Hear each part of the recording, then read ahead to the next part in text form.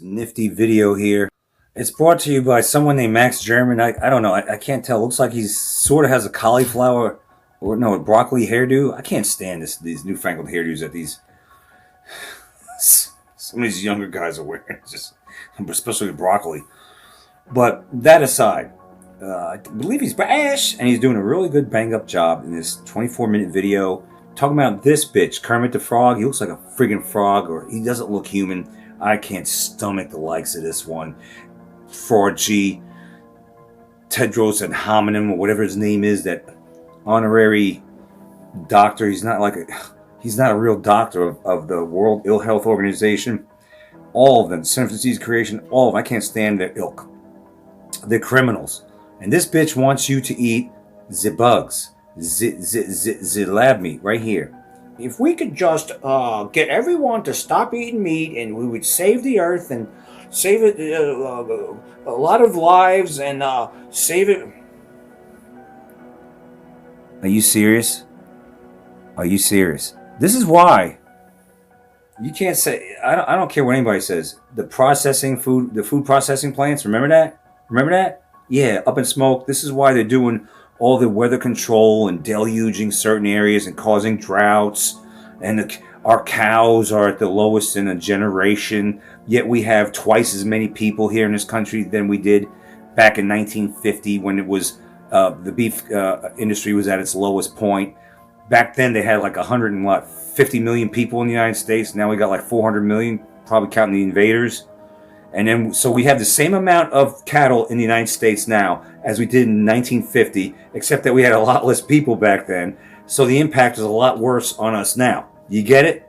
Done on purpose. All of this shit, all of it. And they got this meat tick bug and all this nonsense and the larvae and eating the cows, the larvae and all this bullshit that they're releasing into the environment. They're the ones causing all the friggin' problems, and then this is their solution right here. This is the solution.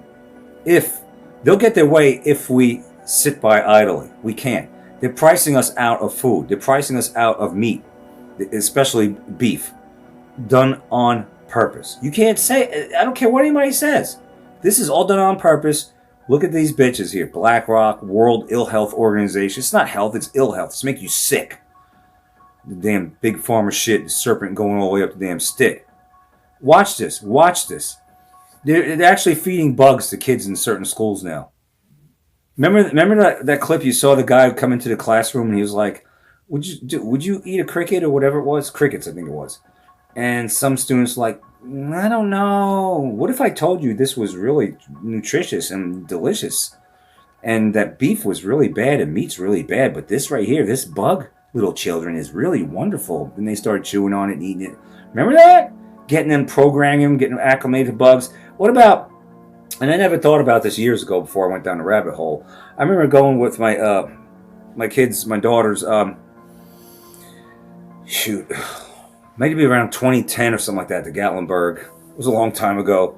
And we went in one hot sauce shop, because I love hot sauce, man. Seriously, I was on a quest for the hottest hot sauce around. And places like Gatlinburg, they have gift shops, hot sauce gift shops. So we went in there and looked around. And at the counter, they had a scorpion lollipop. So I dared him to eat one. I said, I'll buy it. I dare you to eat it. So my youngest one then said, you dare me? I'll eat it. I said, okay. One scorpion lollipop. Walking down the sidewalk, I remember it was that night, she ate that damn thing. I never thought twice or once that this was getting us acclimated to eating the bugs. So when I see these things at certain stores now, the bug lollipops, the bug candy, I get annoyed. I get fucking pissed off because I see what they're trying to do. Watch this clip, and I'm not gonna watch it with you as in time wise because it's late. But watch the clip, and then I'll give my little Jerry Springer final thoughts right after it. But this is serious shit.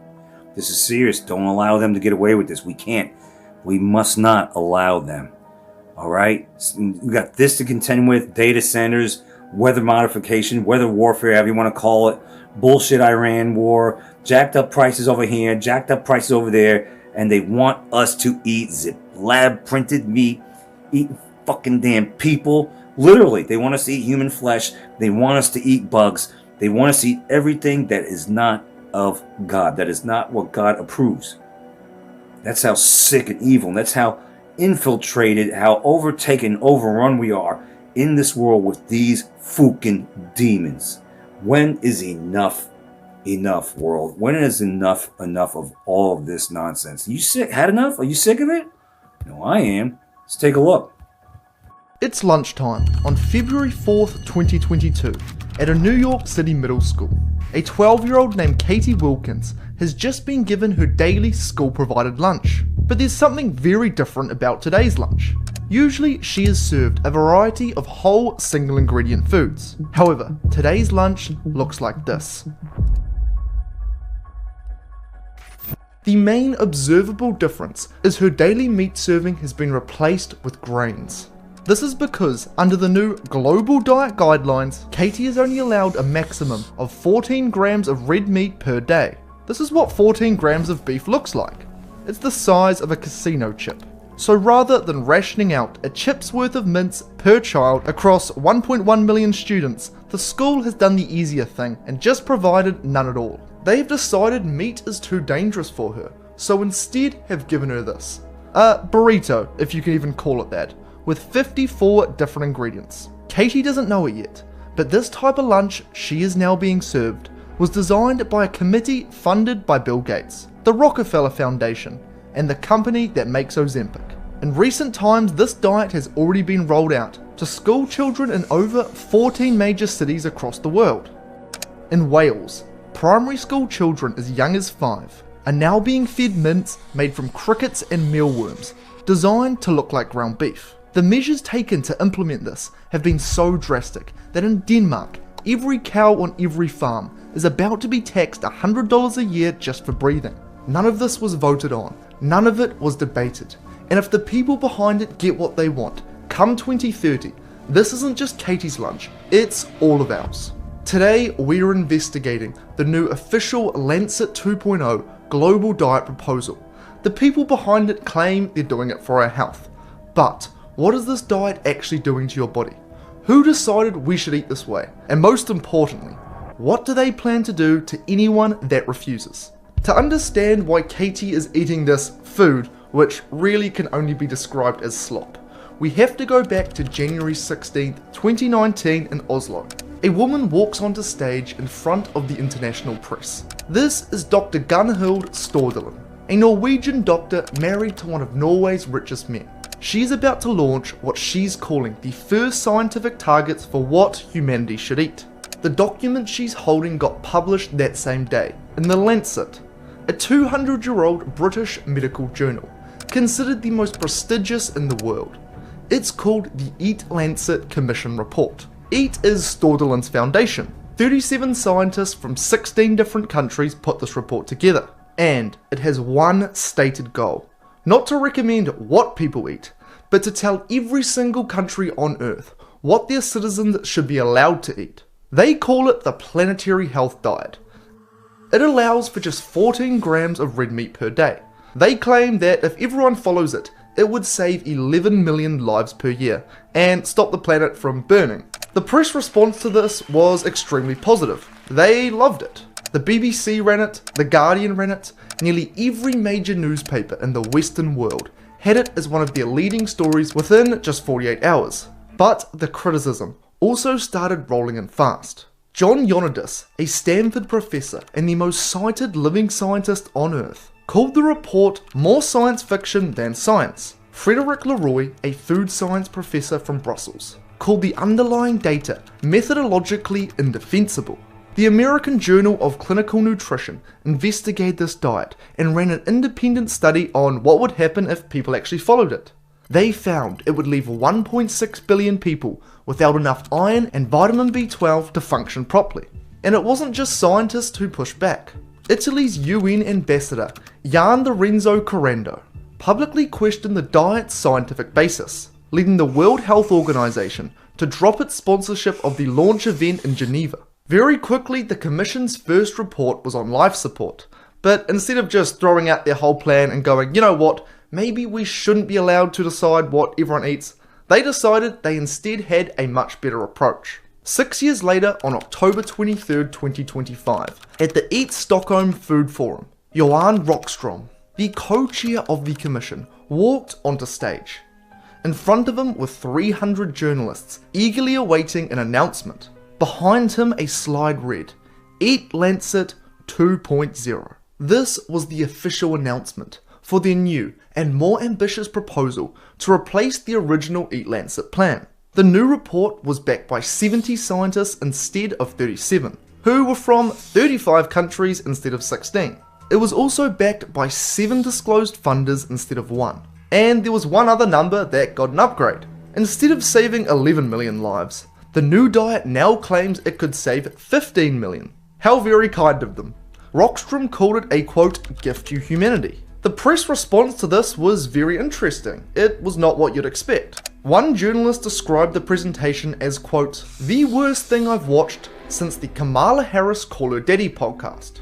Okay, fine, it was me who said that. The actual press response was exactly as you'd expect. Once again, they ate it up. It was described as everything from a blueprint for survival to a landmark scientific update. Aside from my own fake article, the only actual negative press release I could find was from a lady named Emily Angus. She is a senior dietitian from the Vegan Society. Now, Emily was actually annoyed because she believes meat, dairy, and fish should be off the plate completely, and that allowing people to have 14 grams per day was just simply too much. So the only real negative press about this was that it didn't restrict our freedoms enough. However, there was one thing that all of these headlines seemed to miss. What none of these headlines mentioned was who paid for it, or that the diet they were now recommending to every single person on Earth had actually already been tested, and it failed miserably. But before we look at this trial, let's break down exactly what you'd be eating in a day if these dietary guidelines were actually enforced. For breakfast, you'd be served eggs. Wait, no, only 1 egg every 4 days is allowed. So most days no eggs unless you wanted a quarter of an egg per day. Instead, it would be some sort of grains. For lunch, you'd likely be having grains again, along with some beans, lentils, chickpeas, with about half a cup of vegetables. For dinner, the commission only allows you to have 14 grams of red meat per day, plus 29 grams of poultry and 28 grams of fish. The total daily animal protein the commission has allocated to you is roughly the weight of a single AAA battery. The full daily breakdown is on screen now. 210 grams of whole grains, 300 grams of vegetables, 200 grams of fruit, 75 grams of legumes, 50 grams of nuts, 250 grams of dairy, and your tiny rationed allotment of animal protein. That's the diet. That's what they're recommending to 10 billion people. That's what's already on Sophia's tray. They claim that this saves 15 million lives per year. Now, you would expect that this comes from some excellent data, but this data was not calculated from even a single clinical trial. Instead, it came from a computer simulation, which the commission actually ran themselves. And all the assumptions that were used for the simulation were also made up by the commission. So, what happens to the human body when you eat this way for decades? Well, we already know. They didn't run a clinical trial, but there's one country with 1.4 billion people that have essentially been eating these guidelines since the 1950s. India, the country with the world's lowest meat consumption per capita, and the highest vegetarian population per capita also. By the Commission's own metrics, India has been following this diet closely for 70 years. So if the global diet works, India should be the healthiest country on Earth. However, here's what this diet has actually produced. India has the highest number of diabetics on the planet, 101 million as of 2023. The diabetes rates among urban Indians has tripled in the last 20 years. They have the highest rates of diabetes in the world. They also have the highest rates of heart disease. According to the Indian Health Journal, Indians develop coronary artery disease on average 10 years earlier than Europeans do. The rate of fatal heart attacks in Indians under 40 has also quadrupled in the last 20 years. India also has the highest stunting rate of any major nation. 35% of Indian children under 5 are stunted, meaning their growth has been permanently impaired by malnutrition. Most of these children eat the diet the Commission is recommending. The people behind the new global diet hypothesize that it's a gift to humanity that's gonna save millions of lives. But the trial has already played out. A 1.4 billion person experiment that has been running for 70 years. The results are in, and unfortunately they are devastating. You may be wondering why this diet has resulted in these devastating health outcomes. We've all been told that going plant-based is the best thing we can possibly do for our health. So how can a country that's been doing exactly that for 70 years now be the disease capital of the world? Well, the answer is hiding in plain sight, and it has nothing to do with genetics, wealth, or healthcare access. It's simply a matter of basic evolutionary biology. To explain the diabetes rates is very simple. Diabetes, by definition, is constantly elevated blood sugar. All carbohydrates, which many plants are high in, break down into sugar. So when you eat a diet that's almost exclusively carbohydrates, you have lots of sugar in your body, which then begins to flood your bloodstream faster than your body can deal with it. The math here is pretty self-explanatory. Heart disease is more interesting. For plaque to build up in your arteries, there must be inflammation to the endothelium, which is the inner protective layer of your artery wall. It is only when this inflammation is present that lipids can breach the wall and form plaque. So then, this poses a question. What is it then that causes inflammation? To answer this question, it's best to turn to the animal kingdom. Wild animals have essentially zero disease, but when humans intervene and feed them a diet they haven't eaten historically in the wild, they get very sick. Often in fact they develop human-like diseases, such as diabetes and heart disease. In every single species ever studied, from rodents to cows to salmon, the premise remains the same, and that is that wild animals do not get sick when they eat what their species has always eaten. The reason for this is very simple. When a species eats a specific food for a very long time, it develops adaptation to that specific food to turn it into fuel without it harming their body. All animals have adaptations like these that can clearly be observed. For example, grass in significant quantities is poisonous to humans. But cows have a complex digestive system called a ruminant, which has evolved to break down grass and therefore it causes them no harm. Bamboo is also poisonous to humans, but gorillas have an enlarged hindgut, which has evolved to ferment bamboo and therefore causes them no harm. The eucalyptus plant is very, very toxic to humans, and every species on the planet for that matter, except for koalas, who have a highly specialized organ called a cecum, which has evolved to digest the eucalyptus plant and therefore it causes them no harm. But when an animal eats something that it's not biologically adapted to, the body doesn't know what to do with it, which results in inflammation and disease. This begs the question, so then, what did humans eat for most of our existence? Well, it's certainly not what these new guidelines suggest. In fact, it is literally the complete opposite. Human archaeological records are very clear on this. Based on tropic markers such as nitrogen-15 and carbon-13 isotope ratios, which are basically chemical leftovers from food that get permanently stamped into an animal's bones, we can determine exactly what an animal ate whilst it was alive. The fossil record for humans clearly shows that for most of human existence, we were apex predators, who ate nearly exclusively meat. This conclusion is not debated, it's clearly what the evidence shows. And not only does it explain the disease rates in India, but also the growth issues they, and many other countries for that matter, currently are experiencing. These growth issues come from nutrient deficiencies. Meat contains many nutrients essential for growth, such as vitamin B12, heme iron, and the long-chain omega-3 fatty acids EPA and DHA that quite literally build our brain. These nutrients can only be found in sufficient quantities, or in many cases, at all, from meat. Now, herbivorous animals also need these nutrients, but due to their evolutionary adaptations from not eating meat for so long, they have actually developed a way to synthesize these nutrients and create them essentially from scratch all internally. The cow's ruminant digestive system has 4 chambers instead of a single chamber like ours does. One of these is called the rumen. It is a massive fermentation tank that is packed with bacteria that actually produce vitamin B12 by building it from scratch out of the minerals grass contains. Cows and many other animals have had to evolve these methods because they only ate plants, and their species would have died off had they not evolved them. However, humans never evolved these because we were always eating meat, so we never needed to. This is exactly why populations like India's, where veganism is very widespread, see such massive health and growth problems. This diet doesn't produce disease mysteriously. It produces disease because it isn't our species' appropriate diet. All of this raises a very interesting question. I'm sure the people behind this new diet know that India exists. I mean, it's kind of the country with the most people on the planet. So why did they not consider this? Well, to answer this question, we certainly don't have to look hard. Let's see who's funding the Lancet's dietary guidelines. But first, a quick word from today's sponsor.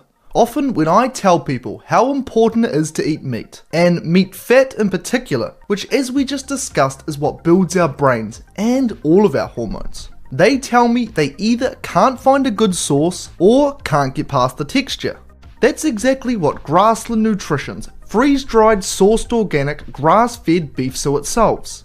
Suet is the rich kidney fat. It's loaded with a high concentration of all the essential nutrients our bodies need. Because it's freeze-dried at a low temperature rather than cooked, all of these nutrients are locked and preserved, rather than lost like they are with many other similar products. All you need to do is throw in a few chunks with your cooking, and you instantly make your meal much more nutritious and flavoursome. They also have other great nutrient-dense options, like sardine salt and freeze-dried beef heart chunks. All of their products are certified organic, which ensures they have no added hormones, antibiotics or GMOs. Because their products are rigorously tested for nutrient density and purity, you can be confident that Grassland Nutrition's products are genuinely the best quality you can buy. To purchase, head over to grasslandnutrition.net or click the top link in the description of this video. If you use my code MAXG10, you can get 10% off your entire order. A huge thanks to Grassland Nutrition for making videos like these possible.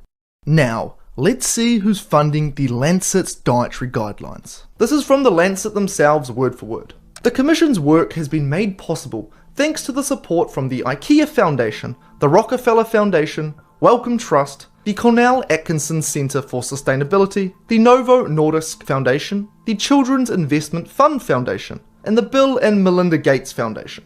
Now, the Rockefeller Foundation was a large funder of the original anti-saturated fat and anti-meat campaign in the 1960s. The Novo Nordisk Foundation owns the pharmaceutical company that manufactures Ozempic.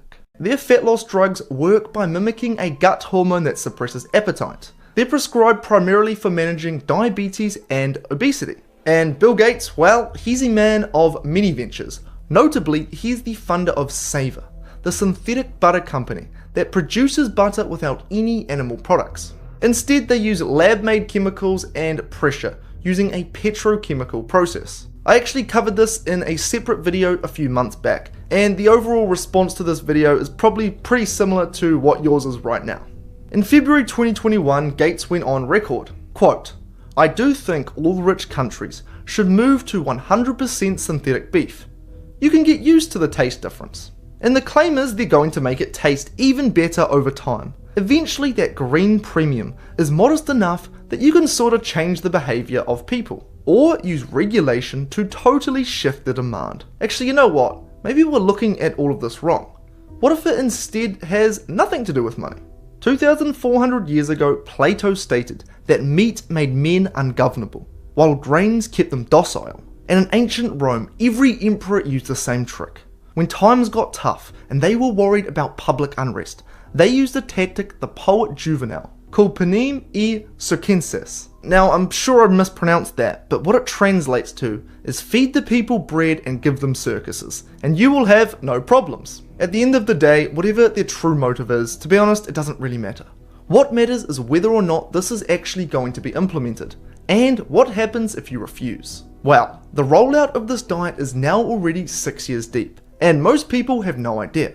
In October 2019, 14 of the world's biggest cities, including Los Angeles, London, and Paris, all signed the C40 Good Food Cities Declaration, a binding commitment stating that by 2030, they will align all of their public food programs to the Planetary Health Guidelines. For this, there was no public vote or referendum. The governments just decided. Together, these 14 cities serve 500 million meals every year, in schools, hospitals, prisons, and even government cafeterias, to a combined total of 64 million people. According to C40's own 2025 progress report, This seems to be working rather well.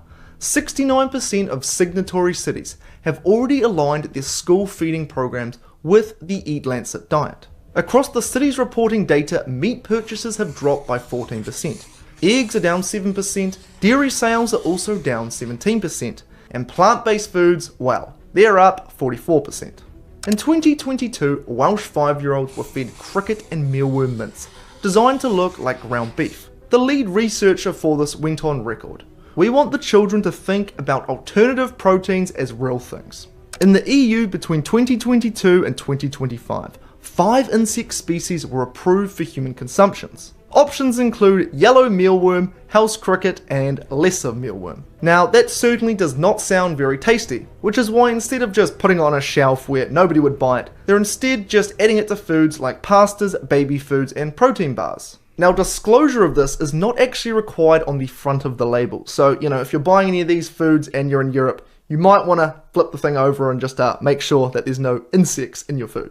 Another thing they're doing is punishing farmers. In 2024, Denmark became the first country in history to pass a CO2 tax on livestock. From 2030 onwards, Danish farmers must pay $100 per cow per year. Danish dairy farms are actually projected to lose a third of their herd in the first phase.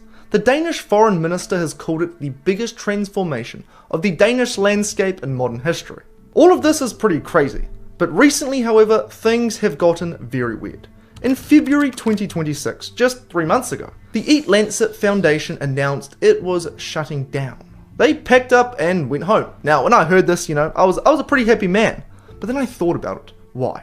Why would they just shut down? They essentially have unlimited funding. They have a massive incentive to keep pushing this thing, and I mean, it's already working, so why would they just throw everything out? And the conclusion that I came to is that I think the reason they have thrown this out is actually because they've realized that they no longer need it. Their framework is now inside the nutrition guidelines of almost every major organization on the planet.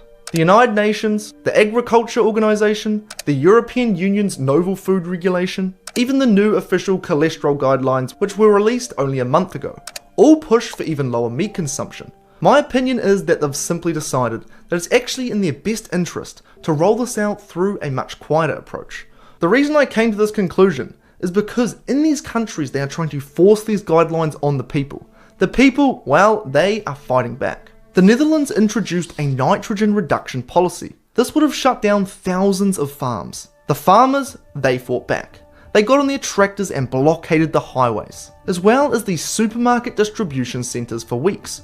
Riot police were deployed. This resulted in the BBB, which is the Dutch Farmer Citizen Movement, going from 0 seats to the largest party in Dutch Senate in 2023. This was built entirely on the farmers' backlash, and the buyout program has slowed dramatically since also. The same thing happened in my home nation, New Zealand. They tried to impose a similar bill, and our farmers, well, they also got on their tractors and protested. In fact, even in America, entire states are fighting back. In May of 2024, Florida became the first American state to ban the sale of lab-grown meat. Alabama followed 3 weeks later, and many have followed since. In my opinion, this diet will not be implemented in the immediate future, and that is for one reason, which is, these people, they know that sometimes you must sacrifice a pawn to save the queen. They know that when they overplay their hand, people actually do something about it. If they just straight up ban meat tomorrow, that certainly would not go down well. So instead, what I believe they will likely do is take a much slower but steadier approach and roll it out in a much more quiet and long-term focused manner. Let's go back to Katie from the start. Her lunch was designed by people she'll never meet, funded by corporations who may or may not have her best interest in mind, and approved through agreements she nor her parents had a single bit of say in. But the thing with this new global diet is, they counted on nobody noticing. And here we are. They wrote a 76-page report that they knew almost no one would read, published it in a journal almost no one outside of medicine reads. It was rolled out through 14 city contracts that received very little press coverage. The entire architecture of this thing is built on the assumption that you would not be watching. Yet, here we are, and that's why this thing isn't working anytime soon. If you enjoyed this video, you may also enjoy this other video here I made. In it, I expose the company that is poisoning essentially every single person on Earth every single day. And their internal documents actually show they've known they've been doing this and have hidden it for over 40 years. Anyway, as always, great speaking with you, and I'll see you next time. Maybe he's from Grass-fed beef Australia. I saw said itself. British They at first. also have other Could be great from things. Work has been Australia. made possible thanks to the support from the IKEA Foundation, the Rockefeller Foundation, Wellcome Trust, the Cornell Atkinson Center for Sustainability, the Novo Nordisk Foundation, the Children's Investment Fund Foundation, and the Bill and Melinda Gates Foundation. Now, the Rockefeller Foundation was a large funder of the original anti-saturated fat and anti-meat campaign. We can't in the let these 1960s. bastards get away The with this. Novo Nordisk We Foundation can't was allow the these bastards get away with this pharmaceutical because company that manufactures Ozempic. this is, This as you've seen in the video, works by mimicking India gut pretty much hormone follows receptors this appetite. They're stupid prescribed primarily for eating men with regimen, and diabetes a lot of them are and sick, as obesity. you've seen in this And Bill video. Gates, well, he's They're the man starting to feed of this to the gene school editing. children. Notably, he's the funder of Save. And then they want to It's feed this to us. They want to orchestrate the food supply, make it food shortages here, food shortages there, jack up prices to the point you can't afford meat and things that you're supposed to be eating. Care what you say. I'm not designed to be a damn vegetarian. We're watching a lot of historical videos about, you know, life in the UK and in England in the 1300s and 1800s. People always eating meat. They had meat preserved with salt. They had salt fish. They were eating fish. They were eating meat since the get-go Geico. So we're not vegetarians. I have nothing against eating a vegetarian plate every now and then, or eating more vegetables than meat on my plate. But I'm going to get my damn meat. All right? But that's what they don't want us to have. They don't want us to have any of this shit, really, to be honest with you. Except ultra-processed foods, lab meat. You know the drill. This is bullshit. This is another crime against humanity. And all this won't stop until it's stopped. Like I've been saying for the longest time, we need a fucking exorcism of all these demons. They're coming at us at every angle, man. When the hell is enough? Don't be a troll out there. We're not doing this. We're not doing this New World Order. This is the New World Order diet, by the way. New World Order diet. As if they have our best interests at heart. Oh, we're just trying to save lives. Yeah. I'll buy that for $1. The fuck out of here. That's what I got for you. Don't believe the hype. Don't go along with this shit. On all the shit that this New World Order is doing. Coming at us in so many damn angles, man. Hashtag do not comply. Including if they even try to pull some kind of weird energy lockdowns. And